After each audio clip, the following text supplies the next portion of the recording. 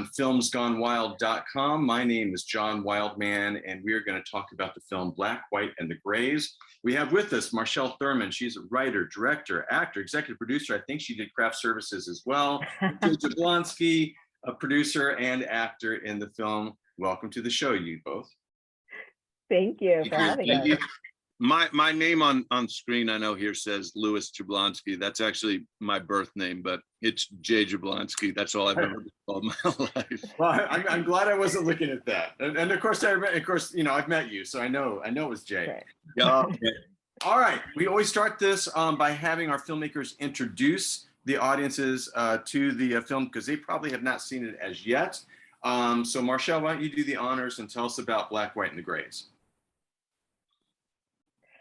Yes, so Black, White, and the Greys is, I messed up the title, right, great start. Black, White, and the Greys is a story about an interracial couple that is going through divorce in 2020 and finding out if they can find a way to meet in the middle.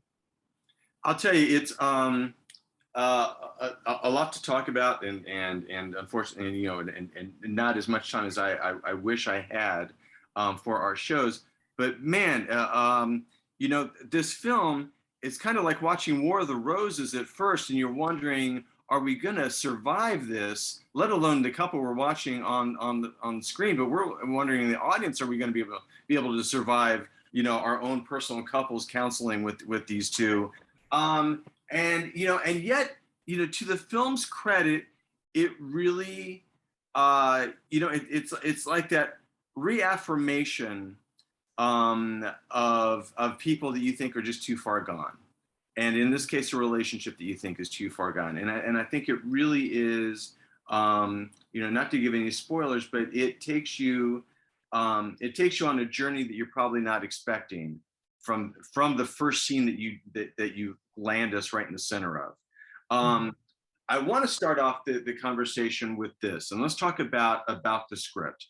And because the way the film is formatted, the way the film is shot, I was wondering as I was watching how much we stuck strictly to the script, and how, because it's so real world conversationally, how much was improvised within that script.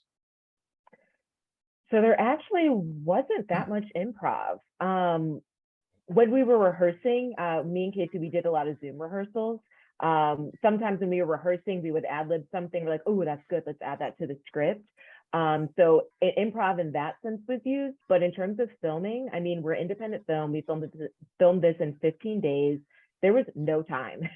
So we didn't have time to do, you know, like, oh, let's do 3 takes of this and then let's do an improv scene. No, it was like, let's stick to the script. And since we wrote it and we had so much time with it, we were completely off book. We rehearsed it like a play. So there really wasn't that much improv. It really was, would you say probably like 95% of the time we stuck to the script. There's like very little improv, I would say. Okay. All right. Well, okay. All right. You know, we were going to let you talk, Jay, but you missed your chance. No. All right. All right. Well, here's the other thing, and then the other thing is the realities of making a film like this. And oftentimes, I talk about what I call reverse engineering, which is we have this much money. What movie can we make on this much money? Or we have this location. What movie can we make at this location? Or we have these actors that are friends of ours that we know. What can we write that works around them? I would love for both of you to talk about how this film was engineered. And Jay, why don't we start with you on this one? Yeah, sure. So in July of 20, Casey called Marchelle. He called myself and Jessica and pitched us on this idea. And I said, what's your idea? And he said, it's about an interracial couple on the verge of divorce, forced to quarantine together during the pandemic, and Black Lives Matter. And I was like, way to keep it light, bro. This is, you know, yeah. And it's a, and when you give that pitch to people, you're like, you know, kind of like what you said, like, are we going to be able to withstand this whole ride? It's a very tough pitch to be like, yeah, I need to get behind that. But you know, the script that Marchelle and Casey turned out was obviously it's pretty fantastic.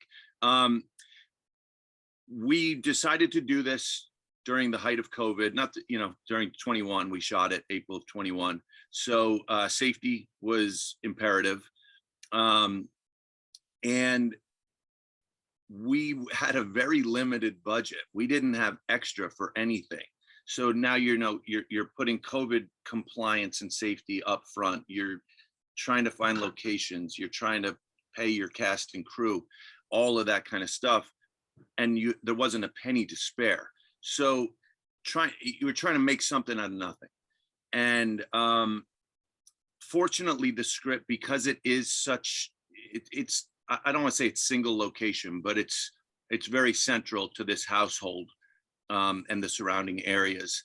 That obviously kept the budget down quite a bit. We weren't moving around a lot. That also provided us with an opportunity to not only be safe, but to really give the audience the feeling of quarantine and what these people were going through. That was also, you know, that was very important without making them feel claustrophobic or stuck like they had already been for the last year and a half, because that could have turned the audience off as well. So it was trying to figure out the amounts. We just need the right amount of this, the right amount of that, without going overboard and without undercutting ourselves. John, it was like every penny had to work, and every minute that we had to work. This was a 15-day shoot. That's extremely fast, as you know. And if we missed something, it wasn't going to get into the film. We didn't have the budget to go back and pick up another day. So preparation was at the forefront of this thing. That was months prior. You know, almost a year prior. And it was practice, rehearse, you know, making sure all the ducks were in a row, and then assembling a team from the cast to the crew that were not only capable, highly capable, but also really willing to just dive in head first and give it their all. And without that, it never would have happened. You know, that obviously the term, it takes a village. Without this village, we would have never got this done. Well, now here's the other thing that I'm very interested in talking about you both about, and that is acting in something that you are, you know, a writer director of or a producer of, and I've done that, you know, on my productions, and you know, and I always go into it fraught with peril, and you know, in terms of you know, how bad is this going to suck for everybody, because I'm in front of the camera and I'm also, you know, directing it and everything. So Marchelle, let's start with you, because there's you know, as for me, I always am scared shitless that I'm going to give myself as an actor short shrift in looking at the big picture and taking care of the other actors and worrying about that, and then I always fear I'm gonna hit the editing bay and go, who's this idiot you cast? Oh, it was yourself, because he is the weakest link here. Talk about your approach. Talk about whether or not there was any angst like that, or if it's just me. Talk about you in particular acting in something that you're directing as well. Yes, it was my first, I mean, I was a bit actor for a while, but it's my first time directing a feature. So it was definitely terrifying, to say the least. But I will say, we created a really great team. And me and Casey knew the script backwards and forwards, so that wasn't an issue. And we relied a lot on Jay. I mean, we were in acting class together in 2019. That's how we all met. And so we very much relied on each other. We had like a shorthand, and we trusted each other. So he was, a lot of times when me and Casey were acting, obviously me and Casey were directing each other, but Jay was behind the monitor, helping us give direction. And we couldn't have done it without him, seriously. And we relied a lot on Chris Arado, who was our cinematographer, who just, I mean, obviously me and Casey did like a shot list and we had an idea of what we wanted to look like, but you know, on the day of, Chris would be like, oh, this is a really great angle, let's do that. So a lot of it was preparation, but then also hiring great people and trusting them as well. Right. And also Jay, sorry, I also want to say Jay was great as a producer. I didn't even have to think about very much producing when we were on set. Like Jay was like, I want you guys to worry about acting. I'm the producer. I got this. So again, just Jay is an all-star. And John, and I'm sorry, just to jump in, Marchelle, thank you. Jessica Matthews, who had to jump off. While Jessica wasn't boots on the ground on set while we were doing this, she was the engine behind the production side of this. I mean, she crushed it, and without Jess, we would have fallen apart really early. Yeah. Well, you know, and because, well, here's and this is why I'm particularly curious about this film, because for a film like this to work, it's got to be tremendously nuanced, those performances, because if if it is, pardon the expression due to the title, if it's too black and white, then then it's a Lifetime movie. And however you feel about Lifetime movies, you either give a shit or you don't, because it's so by the numbers. But for a film like this to work and for you to keep us stringing along at that point where where everything is really looking like it's just terrible and we're ready to string somebody up, and I think you guys know who I'm talking about,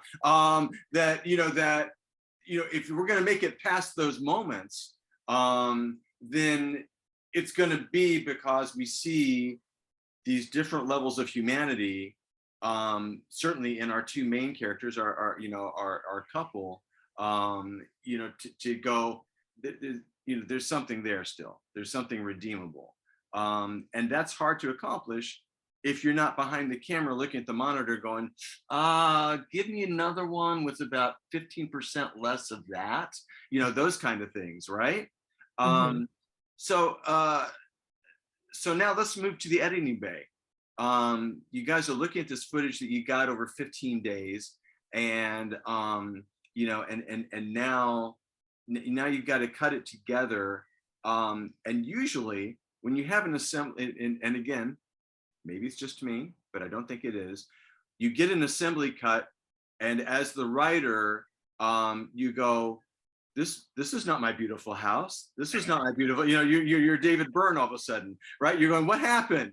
What happened to this thing? Talk about that process and how that was, Marchelle, for you as a writer, but then Jay, as a producer, you're usually looking over the shoulder going, oh, we got to cut this. Oh, Jesus Christ, we got to do this. Talk about that process. Yeah, the first cut that we got was 2 hours and 11 minutes. And it was rough, y'all. It was rough. I was like, this is what we made. Understatement of the year. Yeah. Yeah, it was rough. But again, being a first-time director, I normally as an actor, I see it when it's all done and polished. I'm like, oh, that was wonderful. So, I'm used to seeing like the final cut. But I will say our editor, Matt Jensen, was just outstanding. We couldn't have done it without him. He was wonderful. And so, I think we finished it in about a month of going through, I can't remember, maybe 6 or 7 versions. Jay? It was a little more. It was a little longer. A little more than a month? Okay. Yeah, it was a little longer than that, but within a month. Well, I'm sorry, Marchelle, continue. I apologize. No, I was just gonna say, but by the end, we were extremely happy with the final cut, and we did do a little bit of like a focus group, and that helped kind of make some hard decisions. There was one scene that we really wanted to keep, but everyone kept on saying, this isn't working. And even though it was acted perfectly, it just wasn't working with the script, and we had to cut it. So with us all working on it, Jay, Jess, Casey, giving notes, the focus group, I think we really got something amazing. Go ahead, Jess. Yeah, no, John, I mean, man, like I was visiting my parents at the time when we got the first cut. And so at around, my folks went to sleep, and it's about 11 o'clock at night, and I mirrored the the first cut to the television, and I'm like, 4 minutes in, and my father comes downstairs and sits down in his chair and is like, "Oh, this is what you've been working on for the last year. Let's have a look." And basically, like, I was just kind of like side-eyeing him, seeing his what his internal monologue was, and it was like, it was basically, I knew he was like, "Oh, my son should really consider doing something else immediately." Like, there's it's like Marchelle said, 2 hours and 11 minutes of some pretty damn heavy dialogue, no music, it's just not polished in the least, and I'm trying to tell him, like, it's gonna be something. It's gonna be very. And there's nothing worse than that. Yeah, he was just like, you should quit immediately. There are a few things worse than that. When you watch those early cuts with a friend or a loved one, and you feel it. You just feel the energy, and you're going, "Oh, why did I choose this as a profession? What am I doing? Because that's not funny, and it's exhausting them, and they love me, and they really want to love this, and I'm torturing them." Yeah. It was nasty. I mean, like, he didn't say anything negative, because my father's a wonderful man, but it was palpable. You could feel that, like, is this ever going to end? Like, kind of feeling from him. But and it was interesting because, like Marchelle said, this was her first time in this role of director and writer and everything. And I remember talking to Marchelle too. I mean, there was a lot of panic at different times, like, from everybody in different ways. But I just remember talking to her, like, one-on-one at times, and being like, this thing is just it just needs to be whittled down to to Arnold Schwarzenegger. Like, it's going to just keep getting cut and you know what I mean? And that's it was like, we're going to be okay. And truly, what Marchelle said, Matthew Jensen he's fantastic at what he does. His eye and his sensibilities really matched with Casey and Marchelle's sensibilities. And he was able to take notes down to, like, the most minute of details and apply them, and it made all the difference in the world. Well, I think all of your eyes and sensibilities, really were working to great effect on this thing. It's a really accomplished film, and as people may know or may not know, a 2-time award winner at the Festival of Cinema NYC. Marchelle was able to have awards in stereo. Like that. Trying to balance them at the awards ceremony. Again, we've been talking with Marchelle Thurman. She's the writer, director, actor, executive producer of the film. Jablonski, producer and also actor in the film, which is Black, White, and the Greys. Congratulations on the film, you guys. Thank you. Thanks so much, John. We appreciate your time and support.